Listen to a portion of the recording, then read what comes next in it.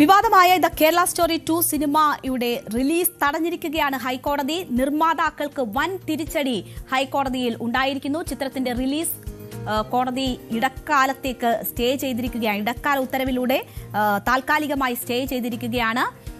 നാളെ cinema release ചെയ്യാനിരിക്കെയാണ് ഇന്ന് കോടതി ഒരു ഇടപെടൽ നടത്തുകയും അതിന്റെ റിലീസ് സ്റ്റേ ചെയ്യുകയും ചെയ്തിരിക്കുന്നത്. കേരള സ്റ്റോറി 2വിന് പ്രദർശനാനുമതി നൽകരുതെന്നും സെൻസർ സർട്ടിഫിക്കറ്റ് റദ്ദാക്കണമെന്നും ആവശ്യപ്പെട്ടുള്ള ഹർജിയിലാണ് ഹൈക്കോടതിയുടെ ഈ ഇടപെടൽ ഉണ്ടാകുന്നത്. 15 ദിവസത്തേക്കാണ് ഹൈക്കോടതിയുടെ ഇടക്കാല സ്റ്റേ ഉള്ളത്. സിനിമ പ്രഥമ ദൃഷ്ട്യാ തന്നെ മതസൗഹാർദ്ദത്തിന് ഭീഷണിയാണെന്നാണ് കോടതി ചൂണ്ടിക്കാട്ടിയിരിക്കുന്നത്. സെൻസർ തീരുമാനം പുനഃപരിശോധിക്കണമെന്നും കോടതി അറിയിച്ചിട്ടുണ്ട്. ഈ സിനിമ കാണാനും സെൻസർ ബോർഡിനോട് കോടതി ആവശ്യപ്പെട്ടിട്ടുണ്ട്.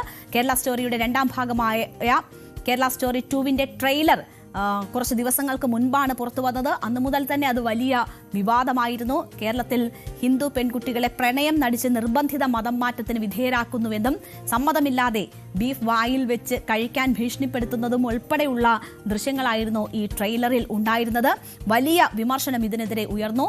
ചിത്രത്തിന്റെ ട്രെയിലറിനെതിരെ വലിയ വിമർശനം ഉയരുകയും അത് കോടതിയിൽ എത്തുകയൊക്കെ ചെയ്ത ഘട്ടത്തിൽ ട്രെയിലർ കണ്ട് മാത്രം ഇതിനെ വിലയിരുത്തരുത് എന്നതാണ് നിർമ്മാതാക്കൾ ചൂണ്ടിക്കാട്ടിയിരുന്നത്. പക്ഷേ കോടതി അത് തള്ളിക്കളഞ്ഞിരിക്കുകയാണ്.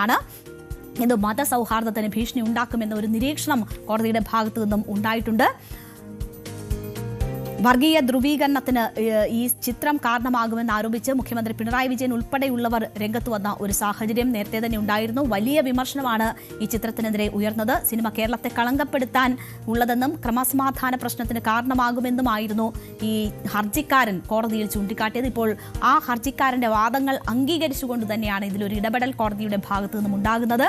ഒരു പ്രദേശത്തെ ജനത്തെ ആകെ തെറ്റായ രീതിയിൽ ചിത്രീകരിക്കുകയാണ് ദ കേരള സ്റ്റോറി 2 ചെയ്യുന്നത്. കേരളം വർഗീയതയുടെയും മതപരിവർത്തനത്തിന്റെയും നാടാണെന്ന പ്രചാരണം നടത്താനാണ് സിനിമയിലൂടെ ശ്രമിക്കുന്നത് തുടങ്ങിയ കാര്യങ്ങൾ ഹർജിയിൽ ചൂണ്ടിക്കാട്ടിയിരുന്നു.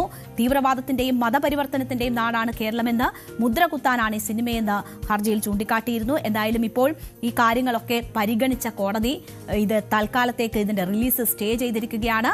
ഈ ഹർജിക്കാരന്റെ ആശങ്ക കോടതി കണ്ടിട്ടുണ്ട്. അത് മതസൗഹാർദ്ദത്തെ തകർക്കും എന്ന സാഹചര്യം, ഒരു നിരീക്ഷണം കോടതിയുടെ ഭാഗത്തു നിന്നും ഉണ്ടാവുകയാണ്. ഇനി എന്താണ് നിർമ്മാതാക്കളുടെ നീക്കം എന്നതാണ് അറിയേണ്ടത്. ഒരുപക്ഷെ മേൽക്കോടതി ഉൾപ്പെടെ സമീപിക്കാനുള്ള സാഹചര്യമുണ്ടെന്ന് അറിയുന്നു. ഏതായാലും ഈ സിനിമയുടെ റിലീസ് തടയണമെന്നാവശ്യപ്പെട്ട് കോടതിയെ സമീപിച്ച ഹർജിക്കാരന്റെ ഒരു പ്രതികരണം കൂടി നമുക്ക് കേൾക്കാം.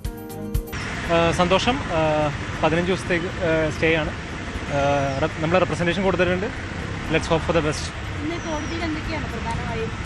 നമ്മൾ മുമ്പോട്ട് വെച്ചത് കേരള സ്റ്റോറി എന്നുള്ള പേരിടുന്നത് വഴി കേരള അല്ലെങ്കിൽ മലയാളികളായിട്ടുള്ള കമ്മ്യൂണിറ്റിയെ ഇവിടെ നടക്കാത്ത കാര്യങ്ങൾ സിനിമ വഴി പല രീതിയിൽ പ്രൊപ്പഗാൻഡ പൊള്ളിയുന്ന രീതിയിലാണ്. അപ്പോൾ ഞാൻ പേഴ്സണലി കൊടുത്ത കേസ് എന്താണെന്ന് വെച്ച് കഴിഞ്ഞിട്ടുണ്ടെങ്കിൽ ഞാൻ പേഴ്സണലി അനുഭവിച്ച കാര്യങ്ങളാണ്. അപ്പോൾ നമ്മൾ ഓൾറെഡി പറഞ്ഞിട്ടുണ്ട്. കൂടുതൽ ടെക്നിക്കാലിറ്റി പ്രതികരണമാണ് നമ്മൾ കേട്ടത്. രാജ്യത്ത് നിലനിൽക്കുന്ന സാഹചര്യമാണ് സിനിമയിലൂടെ പറഞ്ഞതെന്നായിരുന്നു സംവിധായകൻ കാമാഖ്യ നാരായൺ സിംഗിന്റെ അവകാശവാദം. എന്തായാലും ഡൽഹിയിൽ വാർത്താസമ്മേളനം പാതി വഴിയിൽ അവസാനിപ്പിച്ച് പോകേണ്ടി വന്നതിന്റെ നാണക്കേടിന് പിന്നാലെയാണ് ഇപ്പോൾ കോടതിയിലും തിരിച്ചടി നേരിട്ടിരിക്കുന്നത്.